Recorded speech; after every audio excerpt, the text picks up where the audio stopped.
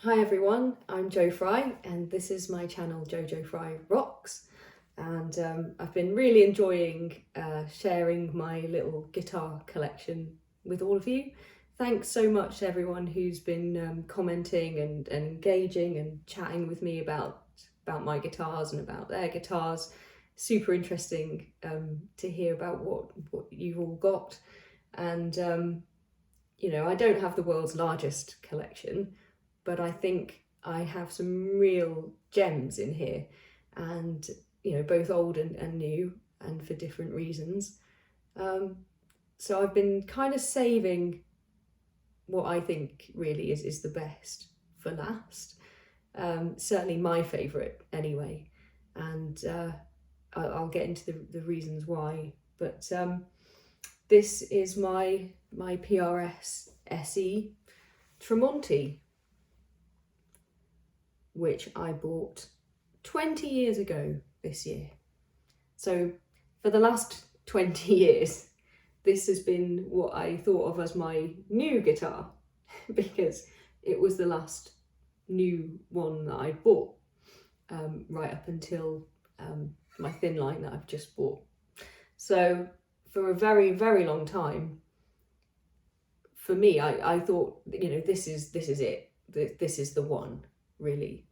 And, I'll never need anything else. And I think to some extent, that's still true. I mean, not to kind of sound weird about it or anything, but if I had to say, which guitar is my soulmate, it really is. It's this one. This is the one. If I couldn't have any of the others, obviously apart from the one that I made, which is different because I actually made and created that one, so obviously that's a completely different thing. But in terms of anything that I could buy or own, everyone has that one guitar, don't they, that if they couldn't have any of the others and you had to only have one, this would be it. This would be the one.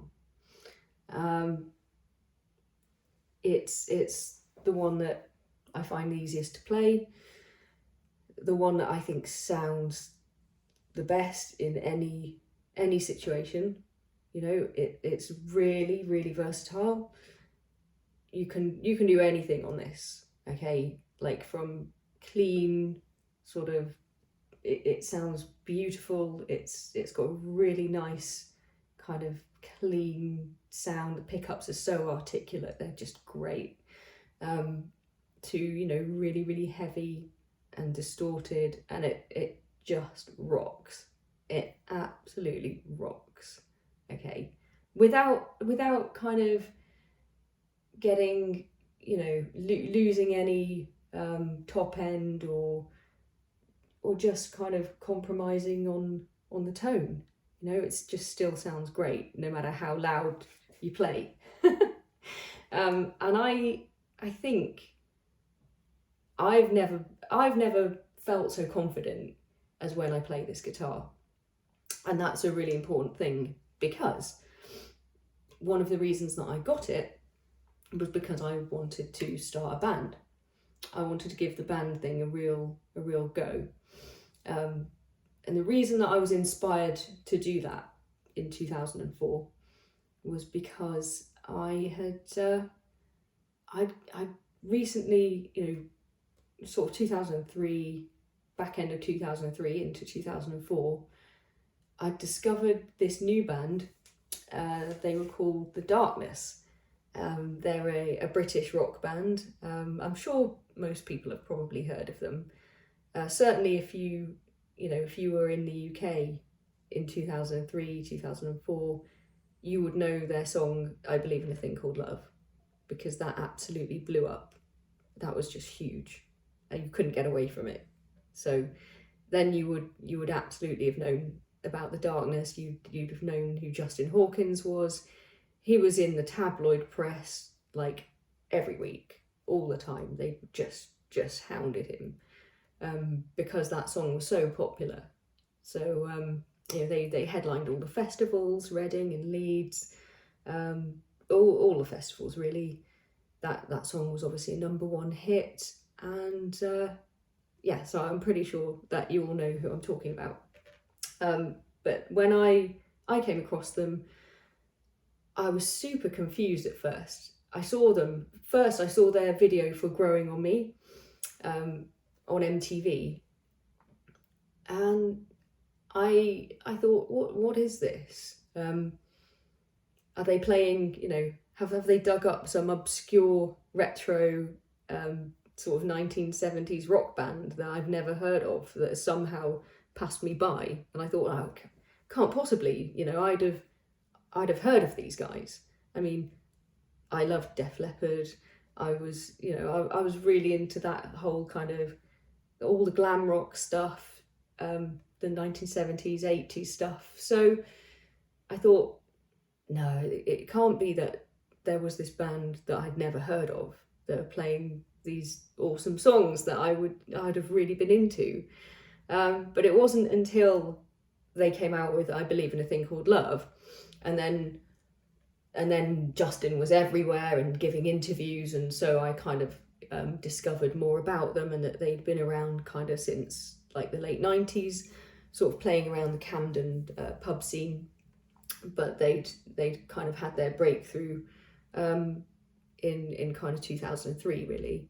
And I think it was really when sort of Joe Wiley picked it up and started playing their stuff on Radio 1, which of course then was the platform for them to kind of, be heard by millions of listeners. So yeah, at that time I was still studying. I was still at university. I hadn't been playing much guitar at that time. I'd been abroad for a year, 2001-2. Hadn't been able to take any of my guitars with me.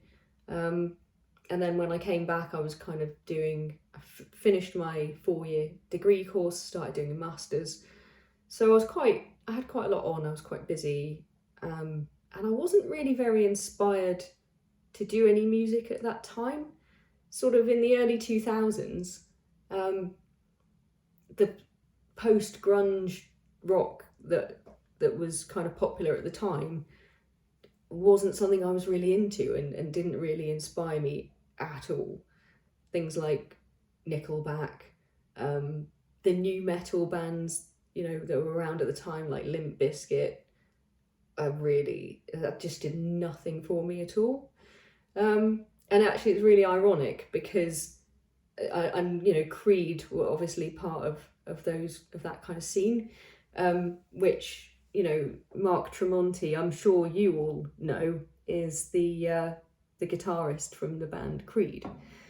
Now, I'd never even heard of them, okay? So I just have to get this out of the way because this is a Tremonti signature PRS. But I barely even noticed that name on the headstock, quite honestly. And if I did, I don't know who or what I thought that was, but I definitely didn't know that he was a guitarist in a band. I hadn't heard of Creed. I'd never heard of him. I've still never heard any of their music, actually, to this day. I'm just not interested. But I think I just thought maybe it was the name of like the designer of this guitar or something. I don't know, it's really it seems really stupid now. I didn't even question it at the time when I bought it. But anyway, I wasn't into any of that stuff. I suppose I quite liked the White Stripes around that sort of time, Foo Fighters, Queens of the Stone Age, that kind of thing. But none of those didn't inspire me like the 80s rock bands or like the grunge bands that I really loved, like Nirvana and Pearl Jam and Alice in Chains and all those. So I was in a bit of a lull, there wasn't much going on musically for me at the time, until The Darkness came along. And at that point, I went out and bought myself a Book of Darkness tab songs. So I've got all of their all the songs on Permission to Land, and all of the B-sides that had come out on the singles that they'd released from Permission to Land. So yeah, published 2003. So I bought it sort of hot off the press as soon as I could get my hands on it, because I wanted to learn. Their songs were just so great. They just were so refreshing to me to hear guitar music that I actually wanted to play and enjoy, and kind of, you know, it reignited my passion for playing. And I went and got this book. Now at the time, I had the guitar that I made, and I had my Ibanez, but at the time I still had my Fender Squier Strat. And obviously, if any of you know the Darkness, they play Les Pauls through great big stacks of Marshalls. Well, Dan uses a Marshall Plexi, but you know, huge Marshall cabs, like just big walls of them, and maybe a few, you know, a couple of pedals. Justin doesn't really use pedals very much at all. So yeah, their sound was very much the classic kind of British rock band sound, which I couldn't really get by either my guitar or the Ibanez, because the Ibanez just didn't quite have, it's not chunky enough. Like, it's physically not chunky enough, but it also just doesn't have enough of that kind of low end, I guess, that you need for, you know, if you're either playing like one of Dan's rhythm parts or Justin's lead parts. Really, it kind of just doesn't really work. And certainly my Squier Strat, poor little thing, just, you know, it wasn't up to the job. Bless it. So I decided it was time, you know, it was time to move on from that. I felt like it's a little bit of a beginner guitar. I'm going to go and trade it in and get something that's going to get me a bit closer to that kind of Darkness sound for playing my Darkness songs that I wanted to learn. So I went into my local music shop in Exeter, where I was at the time studying, and I did a deal. I traded it in, and I got myself quite a fairly cheap Epiphone Les Paul. So I traded in my Squier Strat and my Fender amp that I still had at the time, for this kind of nice looking tobacco sunburst Epiphone Les Paul, and my Line 6 Spider 210 digital modelling amp, which I thought was the absolute business at the time. I mean, it wasn't a complete trade. I had to pay a little bit more, so, you know, I brought out the credit card, but it was still really affordable. Like, it wasn't loads and loads of money, even though at the time these things were new to the market, these digital modelling amps. But it was at a really good price point. And so with the trade-in, I got this guitar and this amp, went home and started sort of dialing in my Darkness sound, which actually wasn't too bad. I have to say, it wasn't bad. And I'll do a video on the Line 6 actually, because for that kind of thing, some of the presets that it comes with actually work really well. I really liked it. So I thought, oh, this is the business, you know, this is absolutely brilliant. But did not get on with that Epiphone. It was not good to play. And maybe I could have got it set up differently. I don't know. A lot of it is about setup, I guess. but there were so many things about it that I didn't like. The sound was okay, you know, it sounded good, but it was uncomfortable. It was heavy. I think they tried their best to make it like a Les Paul.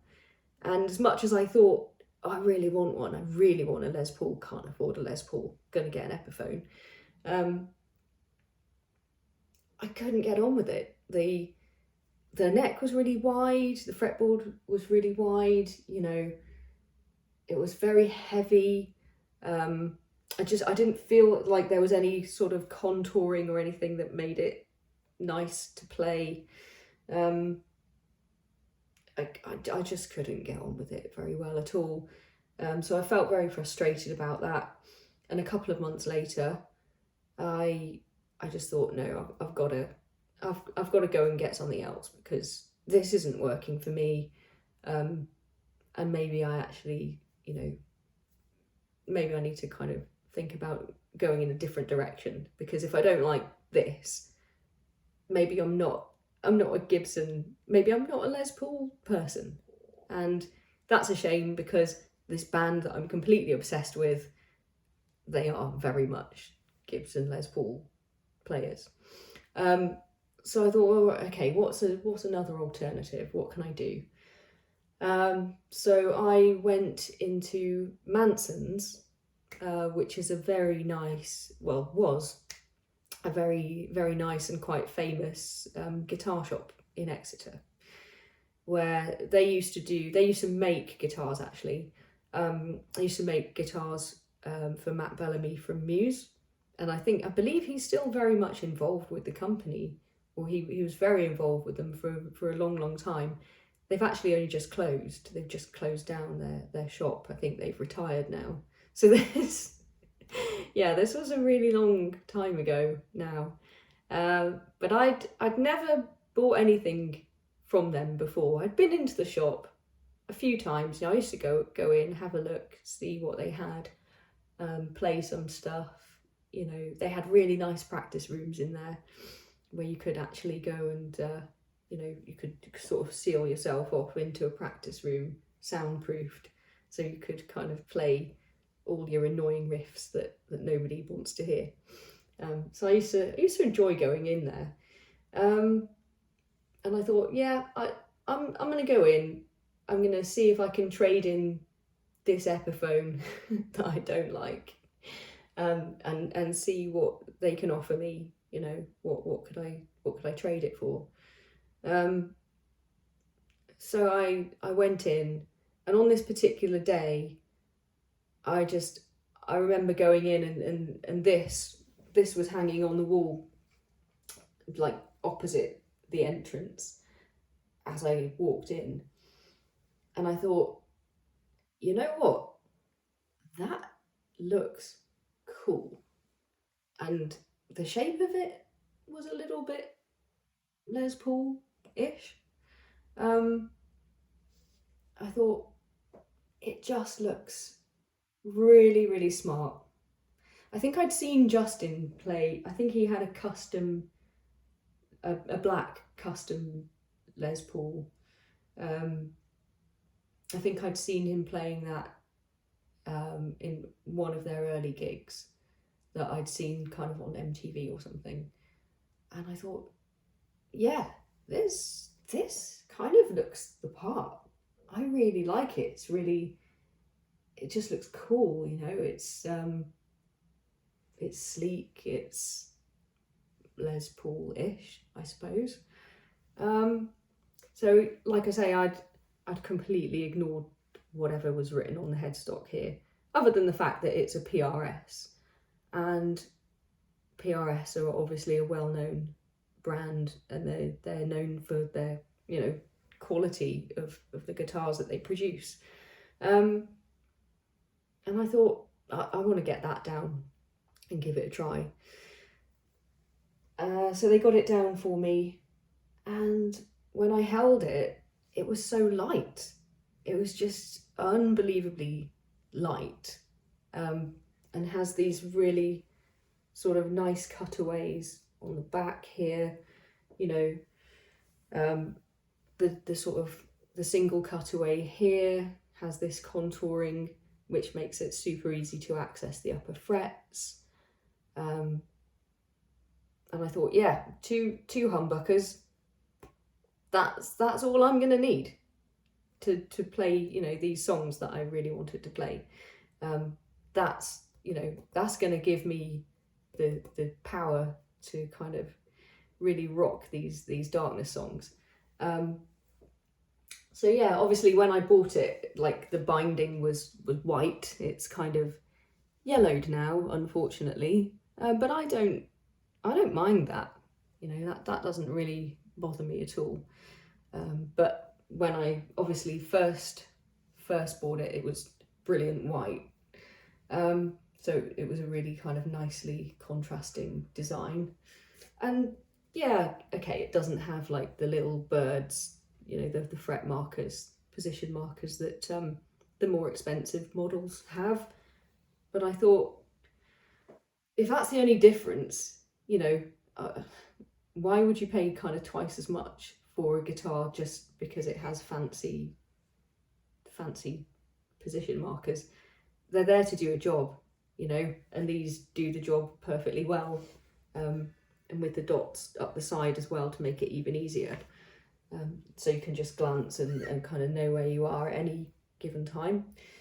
The only thing, there was only one thing that I've ever not liked about this guitar.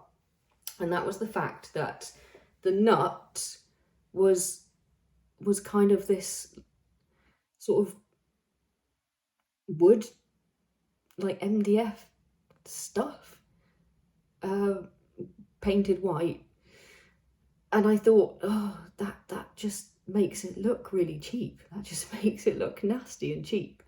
So I've had that replaced actually with, I had a synthetic bone nut put on there.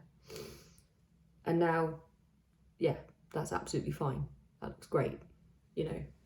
And that's literally the only issue I've ever had with this guitar.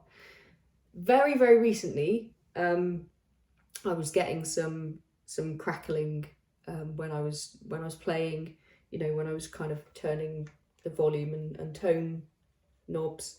The pots were sort of crackling, and I thought it's probably a bit of dust in there. So I tried cleaning it out, but it still continued. So I actually took it in to be looked at in Project Music, which is now, because Manson's is gone, that's now the only kind of place where you can sort of have your guitars set up and stuff. So I took it in there and they said, yeah, these pots need replacing. So I've just recently had them replaced.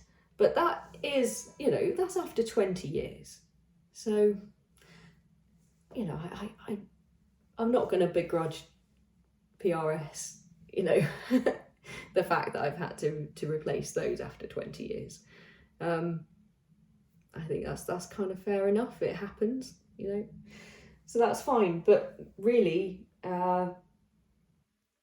the tuning stability of this guitar is incredible. It's astounding. I can tune it up and come back to it kind of a week later or something silly, and it's still in tune.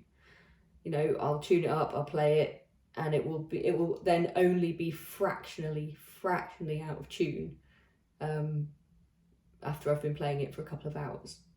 It really does hold, you know, the stability is really impressive, seriously impressive.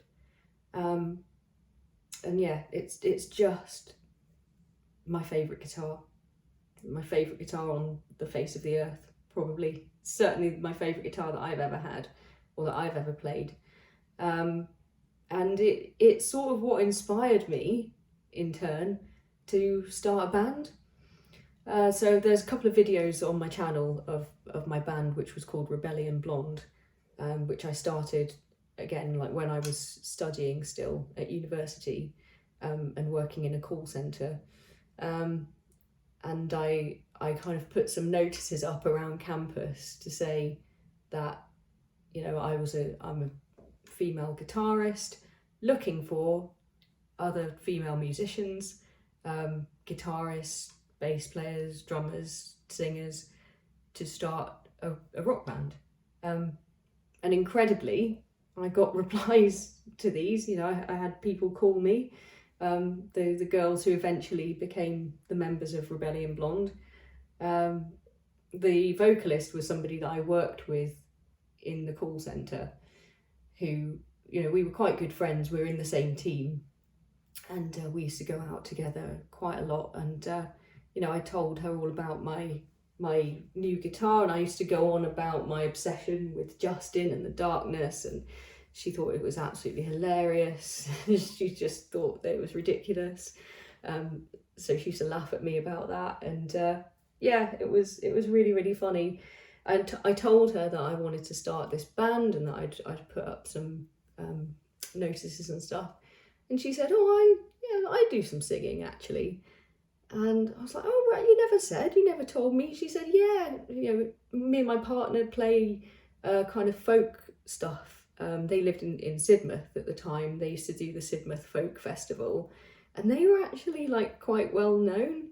And she was just an incredible singer.